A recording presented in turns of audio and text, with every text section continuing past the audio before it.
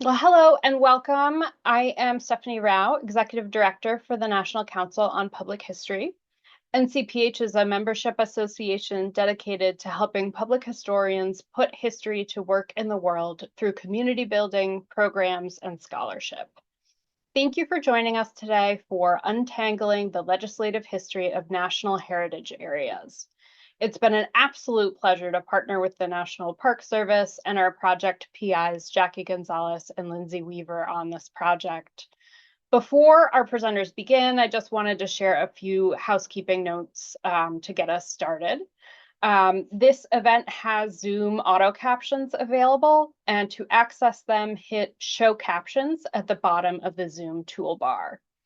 You can feel free to use the chat area throughout the webinar to share where you're joining us from. If you want to share information about a heritage area that you might be connected to, you're welcome to do that in the chat.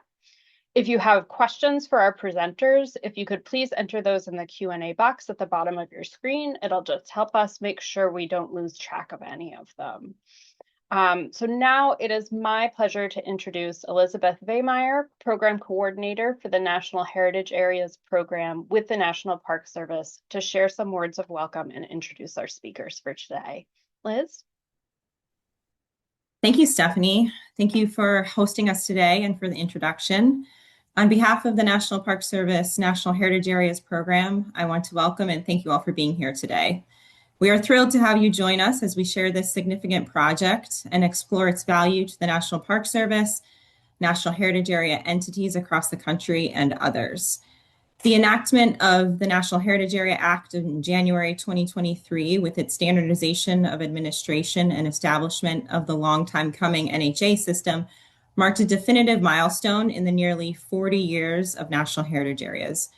With that came an opportunity for the NPS to compile a historical record of how this key piece of legislation came to be, reflect on the related legislative actions of the past 40 years, highlight valuable insights, and plan for effective and efficient administration of the NHA system in the future. By understanding the legislative framework that has shaped our national heritage areas, we can better appreciate the efforts that have gone into their establishment and the continued support necessary for their preservation and enhancement. This project is a testament to our commitment to the cultural, historical, and natural treasures and communities that NHAs represent.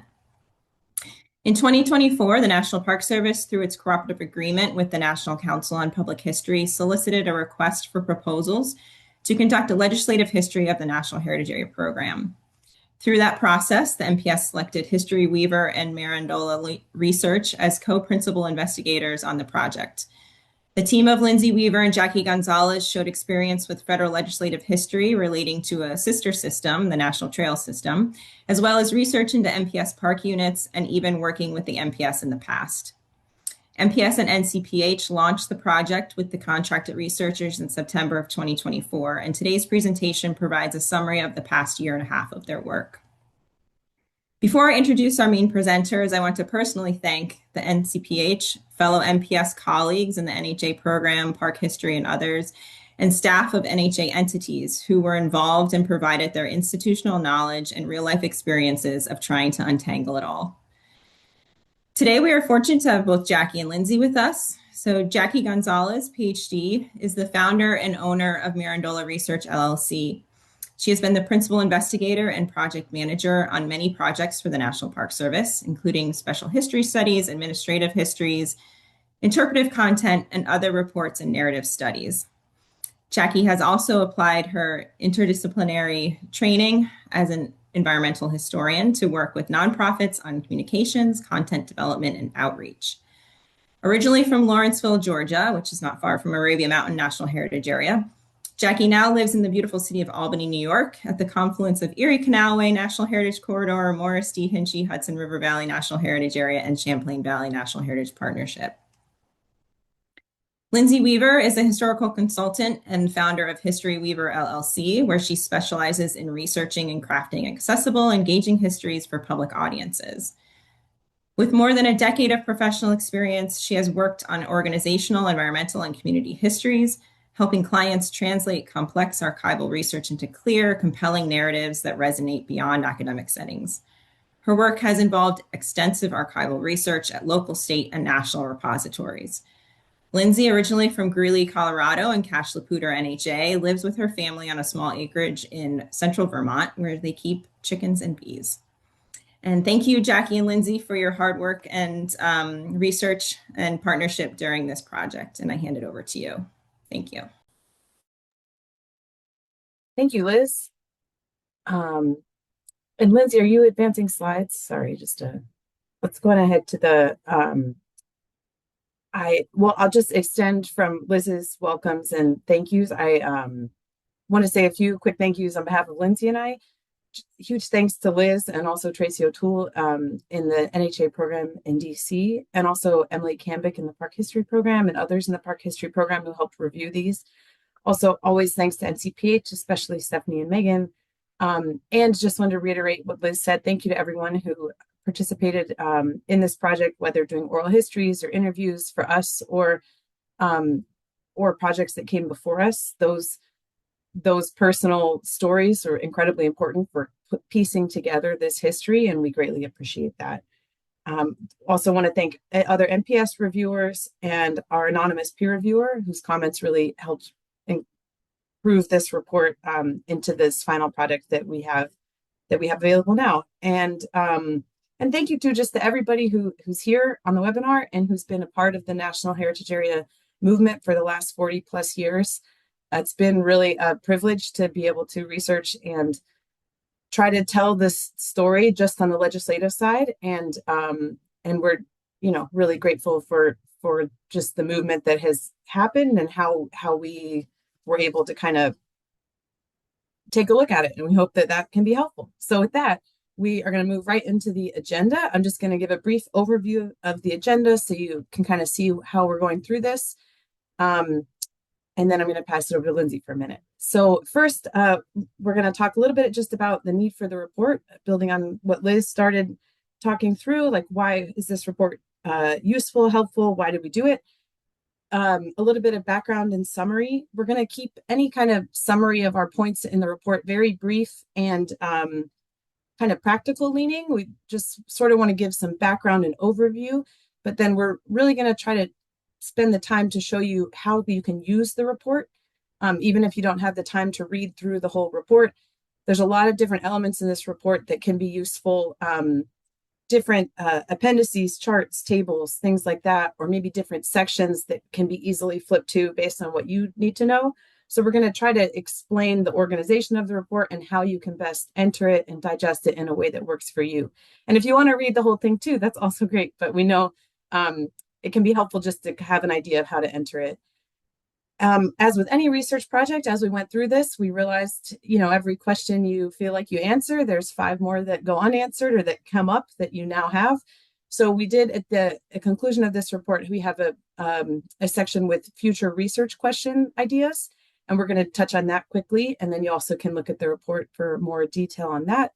And then we hope to leave some decent time for questions. So like Stephanie said, you can use the Q&A function to put questions in as you're going, and we'd be really happy to have just a good discussion at the end of this. All right, so with that, Lindsey's going to talk a little bit about need for this report. Yeah, thanks, Jackie. So before we get into the details of the report like Jackie described, I'm just going to expand a little bit on why this report was necessary. Liz already mentioned in her introduction a few reasons why the National Park Service wanted this report, including compiling a historical record of how the 2023 National Heritage Areas Act came to be. This report tells that story and also helps untangle the over 40 years of patchwork legislation that designated the 62 individual NHAs. This patchwork created kind of a confusing regulatory environment, both for NPS managers and also for local managers at NHAs. So our work in researching and writing this report was to really try to untangle this complicated web and try to make sense of some of the strands and themes throughout all those, 62 designations of NHAs. So while it would be possible and probably even desirable to write legislative histories of each individual NHA, we feel like that approach could miss some really key and important connections and themes that go across the NHAs. So hence why we feel like there's the need for this sort of 1,000-foot view legislative history, looking at the system as a whole. Ultimately, we hope that this report will help NPS and NHA staff and others interested in NHAs better understand how this legislative process shaped the system as it exists today, and also to be able to plan more effective administration of the system in the future. And now Jackie is going to give us a little more background. Unmute myself.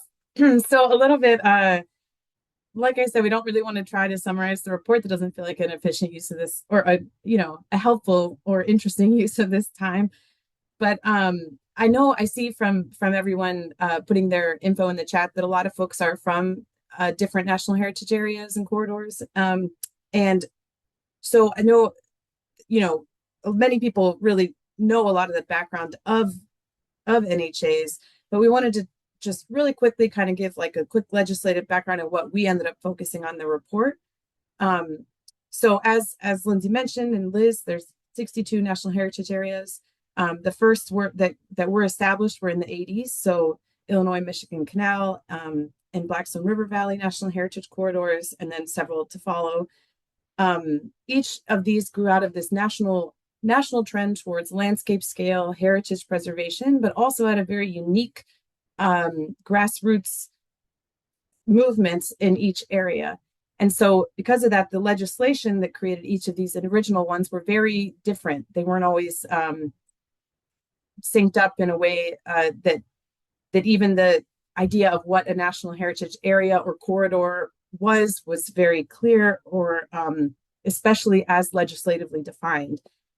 So that's one thing that actually comes up very quickly in our research, that over time things became more standardized, but things as simple as the attempt to define legislatively by Congress what a national heritage area or corridor or any other naming convention is something that actually took decades and is still somewhat unclear. And so what we are tracking through what we looked at is how that changed over time. And the approach we took to do this, we are historians by training, so it's a very historical approach, and we focused on very heavily on legislation, since this is a legislative history. Oh, and Lindsey, thank you. This is the Park Service's current definition of heritage areas. The first broad definition that came up was in a 1994 bill drafted by the Department of the Interior and then introduced in Congress. But it shifts greatly over time, and so that's what we're trying to look at. So what we did, we looked at all legislation that had to do with individual heritage area creation, and also attempts to create a system, a national heritage area system. This comes to, which we'll talk more about as we go, but thousands of documents of congressional, bills, hearings, things, reports, things like that. And because all of the early heritage areas were established individually legislatively, in order to come to some understanding of legislatively of what a national heritage area looked like and then how that changed, we really have to look at that individual legislation in conjunction with the system-wide legislation that was being introduced starting in the 90s.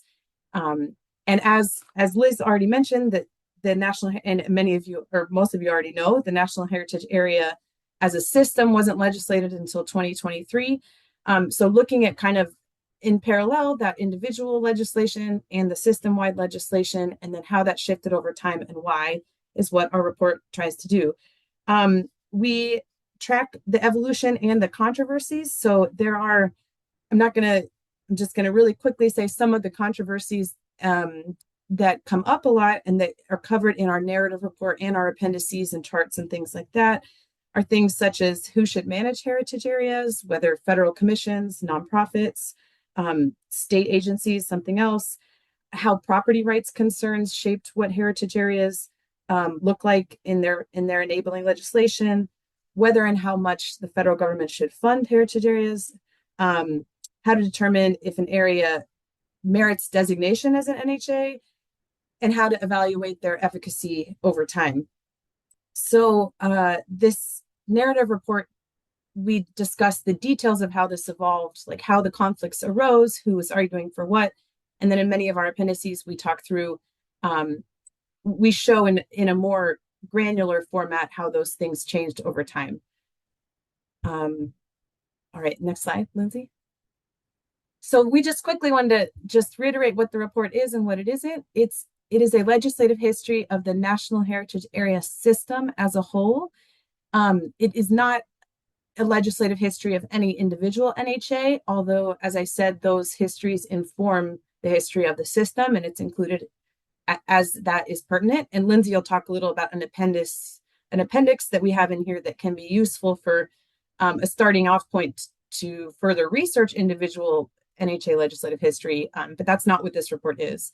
It's also not an administrative history, whether of the system as a whole or any individual NHA, and that is something that in the future could could complement well this legislative history. And we hope, as Lindsay mentioned, that it can be used by many different people, managers of NHAs, Park Service staff and managers, congressional staff writing future legislation, historians, and other researchers. And so with that, Lindsay's going to talk a little bit about the structure of the report and how to use it. Gotta remember to unmute ourselves. So yeah, I'm just going to quickly give a brief overview of the general structure of the report before we get into a few more details of that. First, I'm actually going to switch around these bullet points a little bit and start by saying that the place to start is the executive summary. It really is a roadmap of the rest of the report. It provides a quick summary of NHAs, enough to give someone who might not be familiar with the program a very basic understanding of the origins and development of NHAs over time, and also introduces key tables within the report and the appendices as well. If someone is just interested in like one particular thing, they can say, oh, the executive summary says this is going to be useful, I'm going to go to that. It also addresses some of the key topics and themes that we uncovered during our research. So for example, how management entities changed over time from the 80s through to today. So those are all sort of highlighted in the executive summary. So it's a great place to start to get just a general introduction to the report, and then you can dive deeper from there.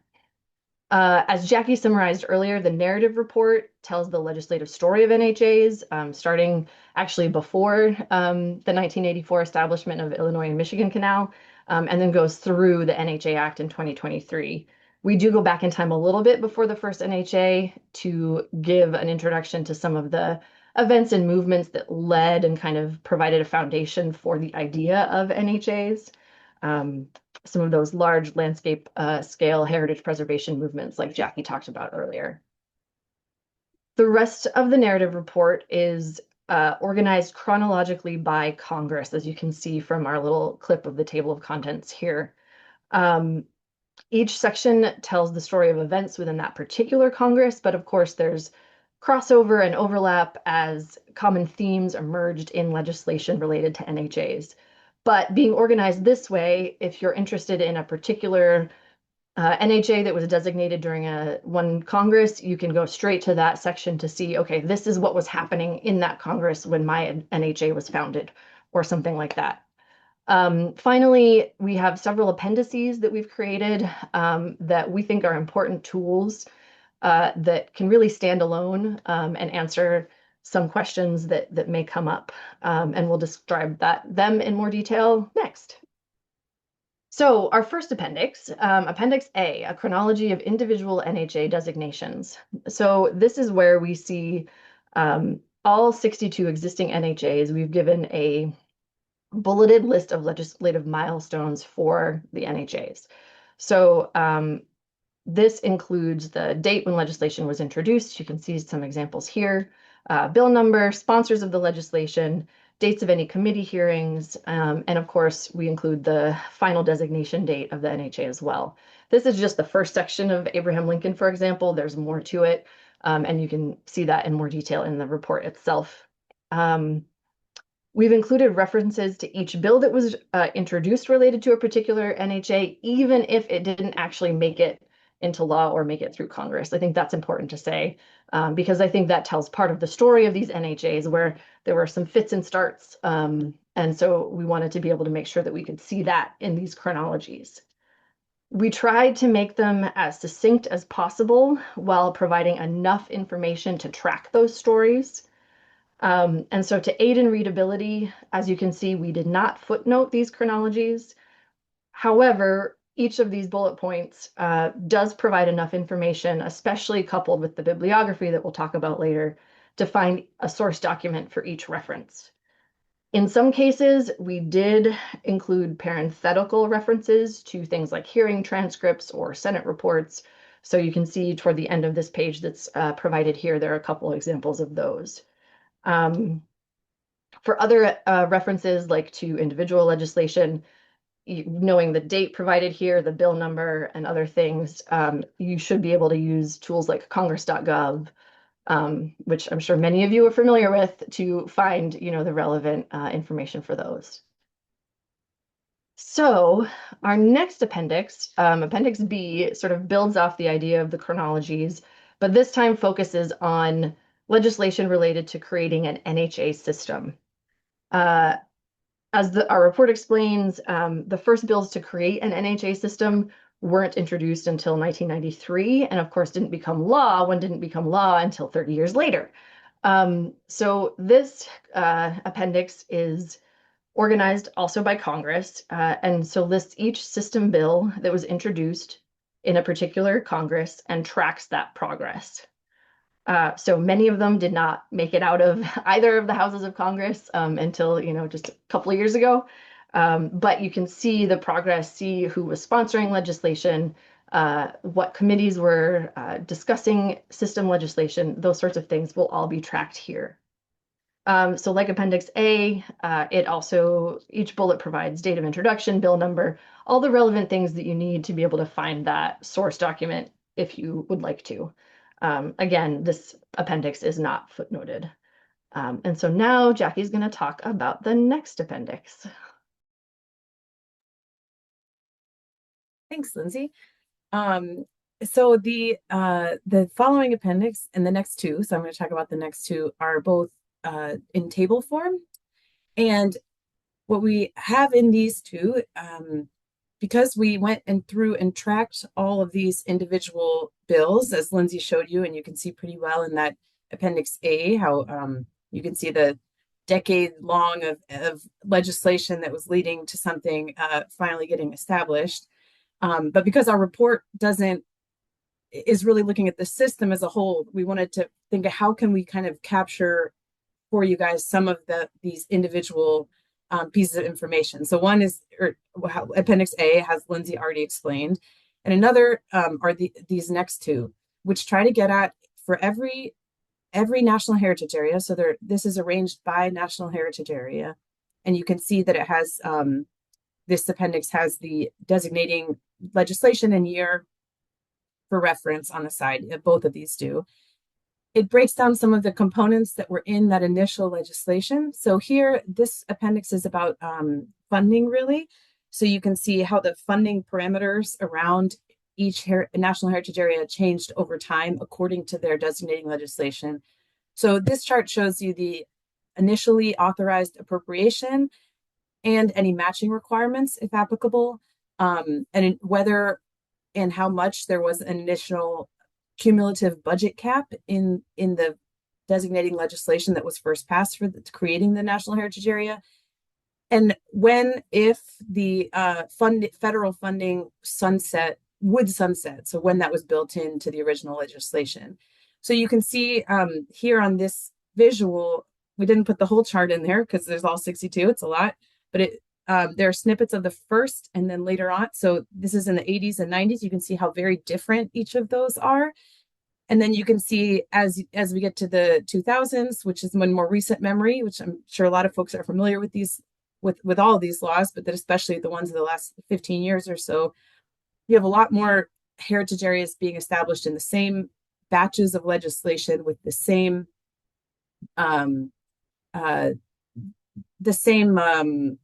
parameters that are being designated at the same time. So, and even as legislation changes here, it's very uniform. And so that's one thing that our narrative report really tells that story of how things became more uniform and why. But these charts show that in a very visual way, and hopefully can be an entry point both for folks at heritage areas, like looking for their own information, but also future researchers, folks at the Park Service who are looking to answer other questions too. This shows it in a little bit more succinct of a way. And then Appendix D is similar. It's looking at some of the different parameters that varied over time and did become more standard over time, especially once the NHA Act was passed was signed in 2023. So this appendix looks at feasibility studies, evaluation requirements, and then management plans and parameters around all of those in the initial legislation for each heritage area. So it shows, it shows all those things. And these are split up into two. They could have been part of one table if pages were huge, but they're split up into two because it's a lot of information. So this is, feasibility evaluation management plan, and the previous one is around funding.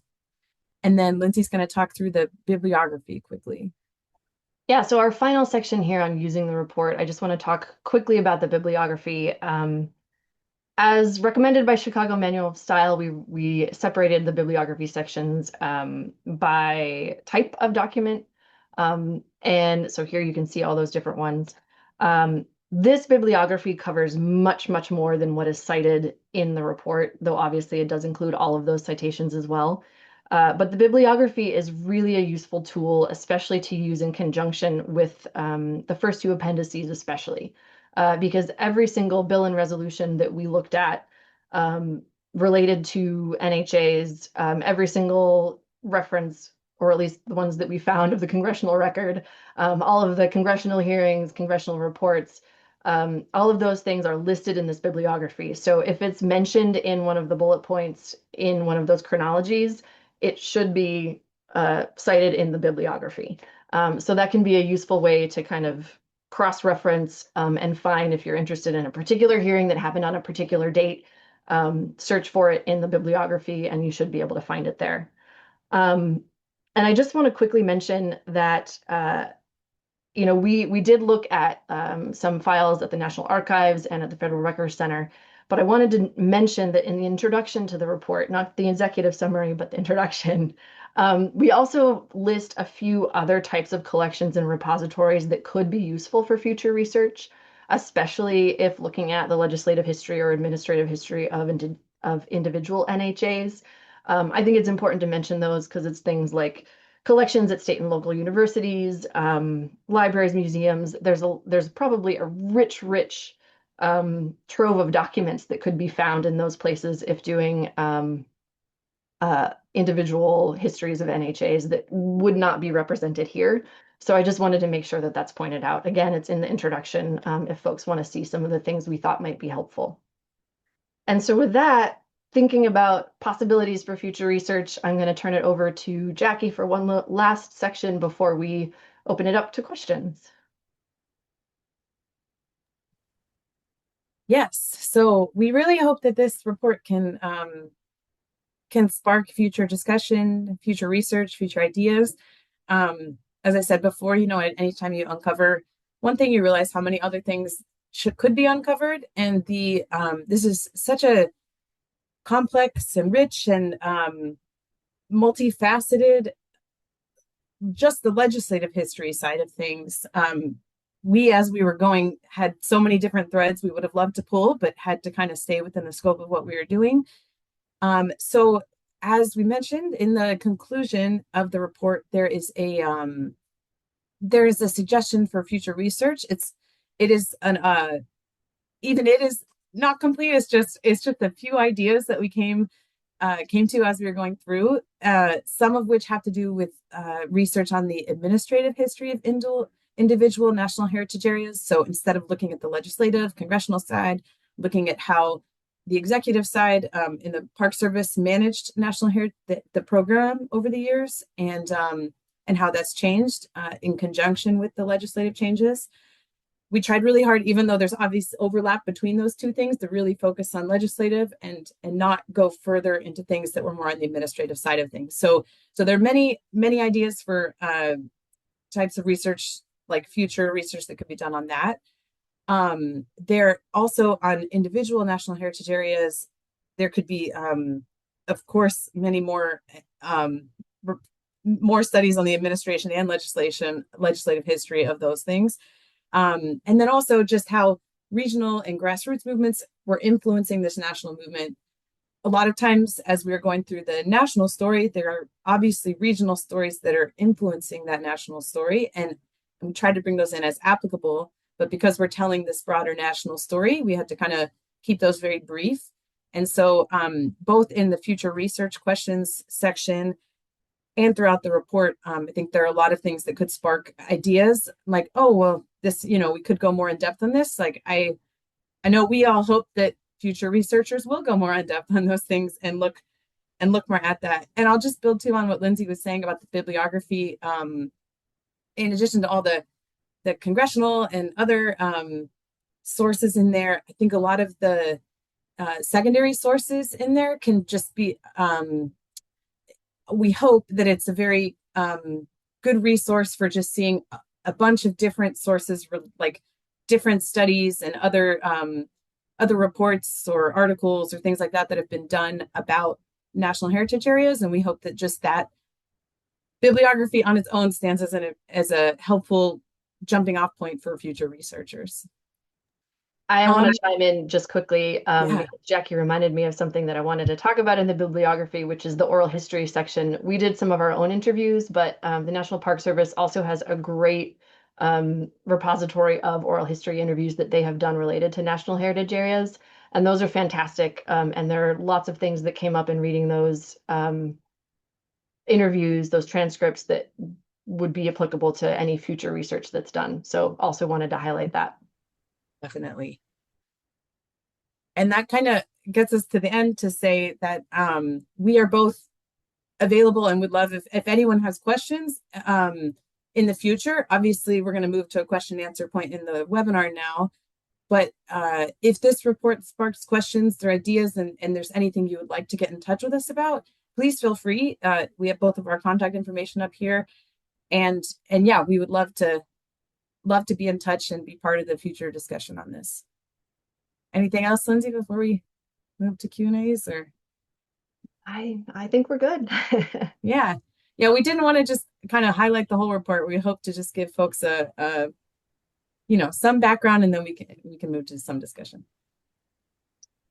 Wonderful. Well, thank you so much, Jackie and Lindsey, for this great presentation. It's been a pleasure, even for me, who's been a part of this project along the way, to learn more about the report and sort of how you hope to see it be put to use in the world. A reminder to add your questions to the Q&A function on Zoom if you have questions for Jackie and Lindsey. And I do see the question on where the document's available. I had posted it earlier in the chat, but we'll repost it here now. And we'll also share the link out with the recording of this presentation as well. While we're waiting for additional questions to come in, and Liz, feel free to jump in if you have anything you want to ask Jackie and Lindsey. But I would just love to hear what, as historians who have been in the heritage area sort of research world before, is there something that really surprised you in doing the research for this legislative history that you kind of weren't expecting?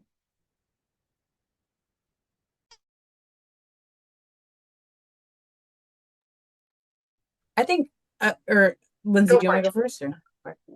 I was going to say initially, which then I think I've numbed myself to it because it's been a while, but initially I was just surprised by the sheer volume and the years and how many national heritage areas took 10, 15 years of legislation being introduced in Congress to be established.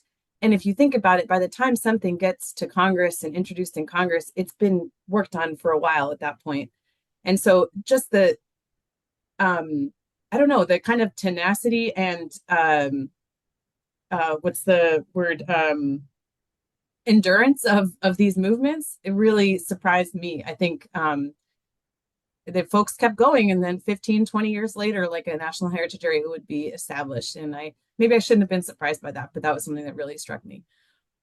I was going to say something very similar, that I just, when we started this project, it was like, oh, 62 national heritage areas. But then you really start to think about what that means. Like 62, yes, it's a big number, but then you think about where across the whole country they are. And it's funny because as we were doing this work, I would be traveling like home to Colorado or somewhere, and I'd be like to Rhode Island to visit a friend, and I'd be like, oh wait, I'm driving through a national heritage area right now. They are just everywhere, and it's amazing.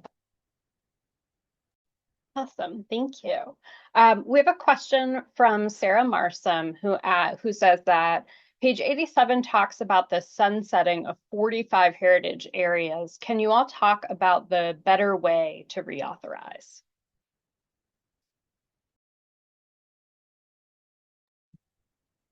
Great question, Sarah. Thank you. So I think that one thing that our report gets at, and I'll just say with in my very historian brain, because I am not like in the, current actions of what the Alliance is doing or things like that. So in my looking back at things, perspective on this, one thing our report gets at a lot is how that discussion of how to reauthorize, and should reauthorization happen, should things be permanent, should federal funding exist forever, what is a good amount of time if it doesn't, when should it not, how do you make things sunset at similar times, what is even just like the best way for this to function is one of the very central questions that our report gets into, in terms of like what the congressional back and forth on that was, like why different people were arguing different things. I don't have a great answer for what a better way is. I will say that the 2023 Act and then the Dingell Act in 2019 before it really, and Liz is really living in the present moment more than we are as historians, so she can correct me or speak more to it. But I think it did create a little bit more of a standard and more universal sunsetting, rather than the very confusing, everyone's losing funding at a different point and needs separate legislation kind of situation, which we in this report included a graphic from the Alliance that was provided by Sarah Capon from advocacy efforts of the legislative train wreck of everything. There's so many different things that have to be reauthorized. It's so confusing. So I would say, as much as it's what's currently there is not perfect, it is less legislatively burdensome than what existed 10 years ago, I guess I'd say. And Liz or Lindsey, I don't know if either of you have any other thoughts on that.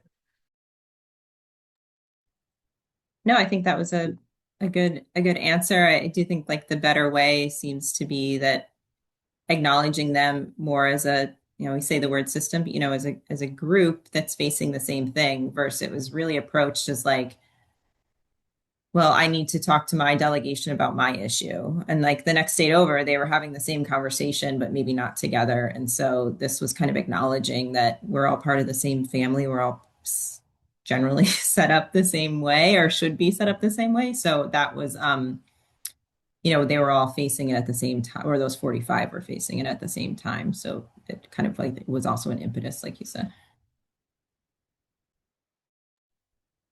Wonderful. Our next question is, what are some best practices the National Park Service can take away from the National Heritage Area system?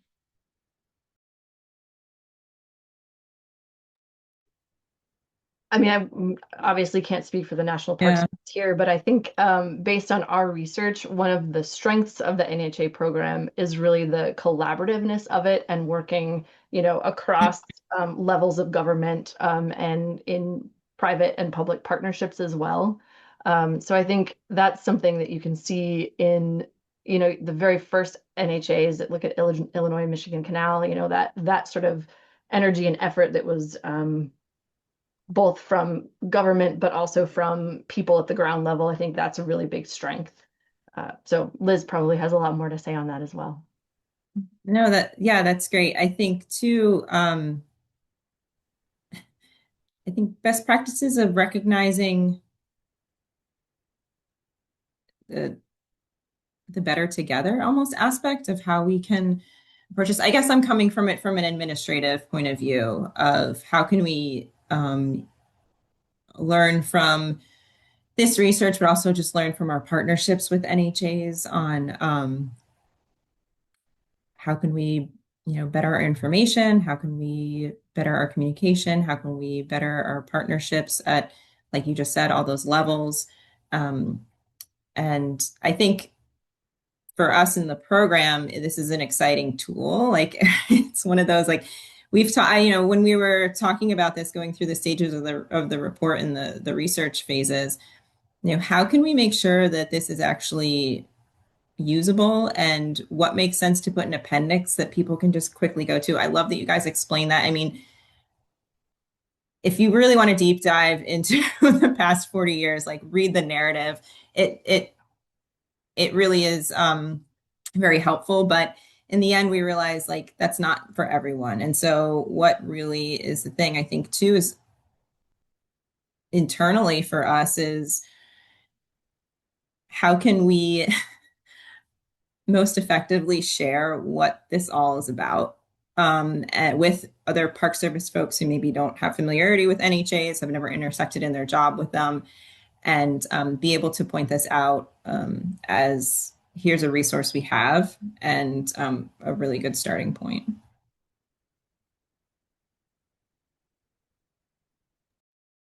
Thank you. I also just want to point out that there's some really lovely comments in the chat about the report and its amazing potential and usefulness.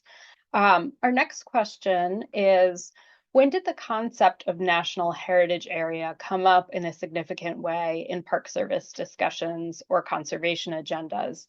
Was it part of or a follow-up on the establishment of national trails, national rivers, etc.?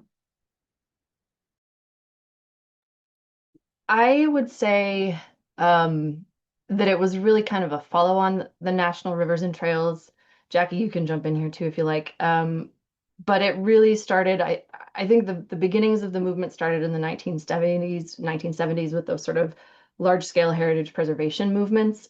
And you have places like Lowell, Massachusetts, that sort of in some ways paved a way for what became the NHA model. Slightly different, but was sort of the beginnings in a way. So yeah, I think it came after. To address your question about the trails and rivers, the NHAs really came after that, but certainly built on it. Yeah, and I'll just say more too, that I think that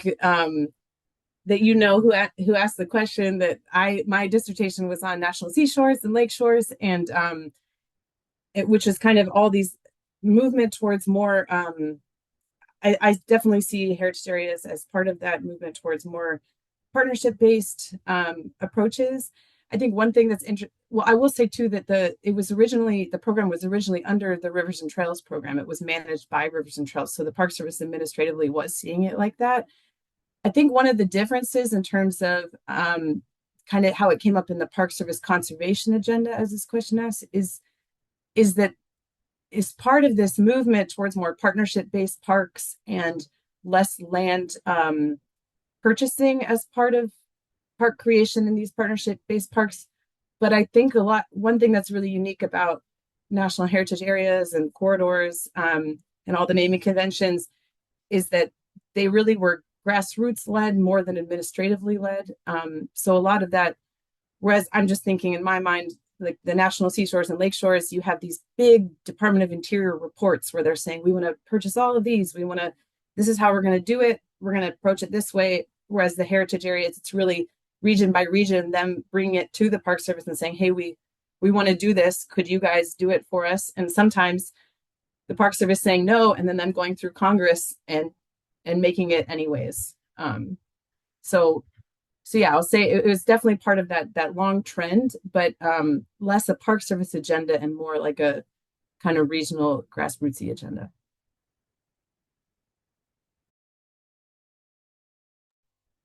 Right. Our next question comes from David Glassberg, who asks a question about the prehistory of NHAs.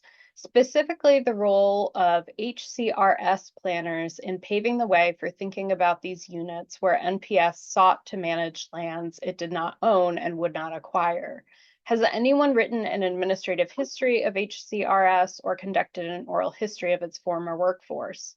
I understand this is more of an administrative for future research question than a legislation question, but I know we all like to dig into future research.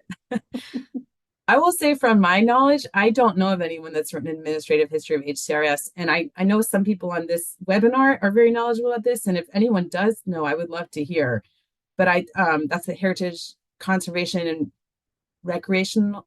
I'm going to even botch the acronym, but I think that would be a really really useful, like a useful thing to go in to couple with this, like a complementary kind of study to go with this study. And again, I'll just sort of reiterate, yeah, I think one thing that's really unique about heritage areas is that it wasn't necessarily something the Park Service wanted uniformly. Not that there weren't some people in the Park Service who were up for it, but I think you see in the late 80s and early 90s in different Park Service discussions that do kind of make it into the legislative history, and to some level is a debate of like whether the Park Service even wanted to take this on and in what capacity that would happen. And there's definitely a split. I won't say it was one way or the other. It's definitely a split in that. So I do think that kind of research would, I agree with David's question, that'd be really interesting as a complement. And Lindsey and Liz, I don't know if y'all have any other. Yeah, there's a whole other part of this in the administrative side of the story that with the scope and the time and the funding, just we weren't able to dive into, but yeah, definitely would be a great complement.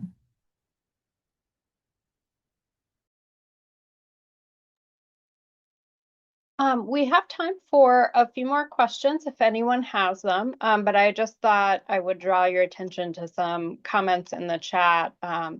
Carrie Crawford says, thank you so much for this work. You've distilled a lot of complicated information down into a very usable and approachable form. Future historians will thank you.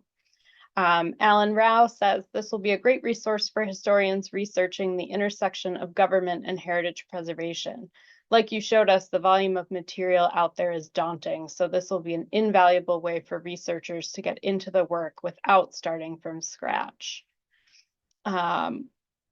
C. Stein writes, from one NPS person, you don't have to own resources to celebrate their national significance. The lessons I learned from the Blackstone stuck with me my entire career. And David Mayer writes, in Pennsylvania, the concept for heritage parks was initially focused on in the 1970s on revitalization of deindustrializing urban areas in Pennsylvania, connecting heritage conservation with outdoor recreation as a strategy for holistic conservation and place-based revitalization. So, which I will just say was part of what led to one of the first national heritage areas, one of the first four. Now I'm going to not remember if it was third or fourth, but anyway, the Southwestern Pennsylvania Heritage Commission was, kind of grew out of that movement. So yeah, there's definitely close ties with that movement in Pennsylvania. Yeah, and I'll say too, I think we talk about that, how like New York and Pennsylvania had those heritage programs even before the federal government did.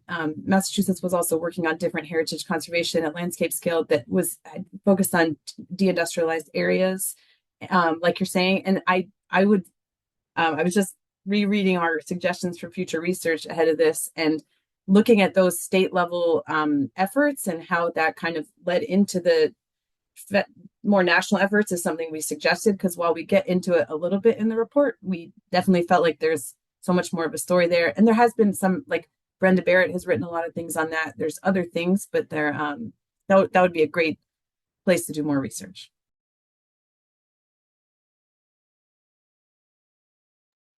We have another comment that just came in from Aaron Barth.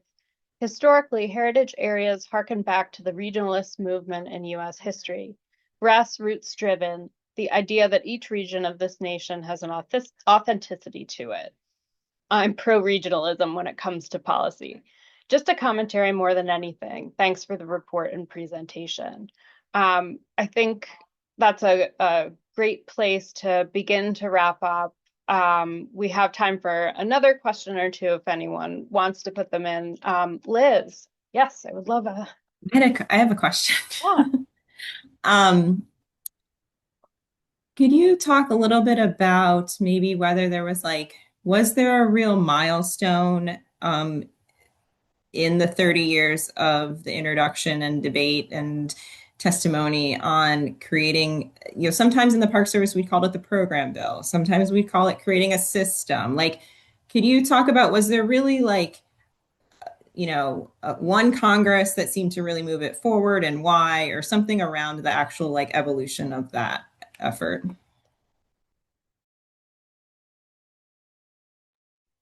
That's a good question. I think one of the turning, and I think there were several different turning points. I'll say that one that really sticks out in my mind, and then Lindsey, if you have another thought, is in the 2000, around 2004 to 2008, when the senator from Wyoming, Craig Thomas, who was the chair of the Senate Natural Resources. I'm losing all the words, Lindsey. Committee, right? But really started kind of a investigation into national heritage areas. Are we wasting money on these? Are these just, are these something the federal government should be doing? And it led to the Government Accountability Office report from 2004, and it led to some other reports following that. And I think that was just a really important trigger. So what started as this congressional investigation that led to a bunch of different reports and outcomes, then led actually to Thomas introducing a bunch of system-wide legislation that initially, and I don't know, maybe a better way to put it, but felt read as very possibly punitive to the system, or maybe this is not gonna, maybe this is, is this because we don't want national heritage areas or not, but actually kind of turn into a very, this is so we can standardize the system and so we can make it make sense and we can have a justification for it and clear guidelines around it and really draw that roadmap.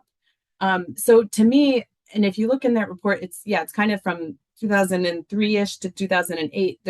That's a real turning point. And then after that, almost all subsequent legislation really cites the reports that came out during that period, uses a lot of language of the reports that came out during that period, all the way up to the NHA Act in 2023. I think those investigations that Senator Thomas initiated, as somebody who, it's because he was chairing the committee, not because he had a heritage area in his district or anything, that really changed the tone of future legislation and kind of the whole system.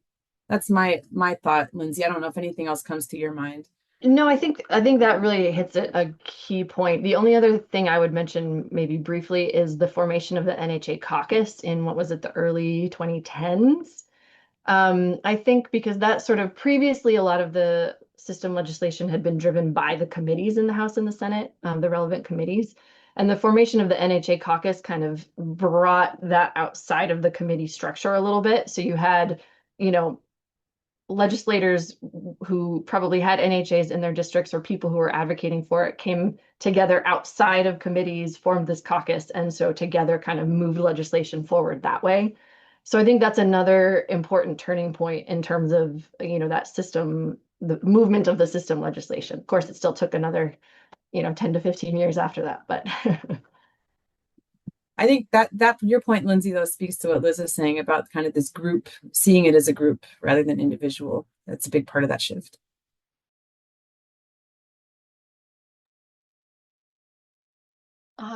Any closing thoughts, Jackie, Lindsey, Liz, that you would like to share before we wrap up? Just another big thank you for everyone joining today, for Lindsey and Jackie and their hard work and putting this, untangling it and putting it into the written form. And thank you for all of our conversations around this over the past year and a half. And obviously for Stephanie and your team for working with us as cooperators and hosting this. And for all the audience out there, whether you are intimately involved in NHAs or not, thank you for joining us. And hopefully you will have learned something new or can dive deeper into something that you're already working on. Wonderful. Well, I want to say thank you again to Jackie and Lindsey for giving us your time today to share this great presentation. We will share out, NCPH will share out the links to this reporting and to the report itself once again in a follow-up email later this week.